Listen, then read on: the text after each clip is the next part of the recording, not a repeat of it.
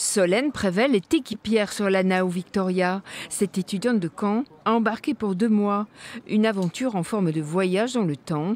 Ce navire construit en 1991 est la réplique du Nao Victoria qui a fait le premier tour du monde au XVIe siècle.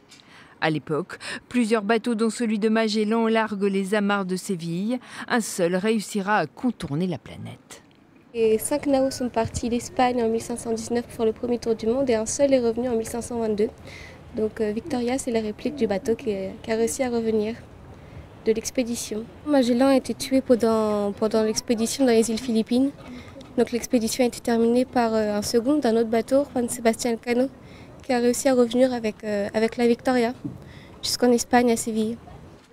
Et la réplique espagnole continue de sillonner le monde. La Nao Victoria est partie de Malaga en février, cap sur les îles britanniques avant de jeter l'ancre aux Pays-Bas et en France. Une dizaine de marins forment l'équipage, parmi eux Marina, une étudiante de Séville qui effectue l'écart, un matelot à part entière qui a découvert la navigation très particulière sur un vieux gréement. Vous n'avez pas besoin d'avoir une expérience pour embarquer. On apprend tout à bord car ce navire n'est pas comme les bateaux modernes. C'est un vieux gréement et il faut apprendre à naviguer comme au XVIe siècle.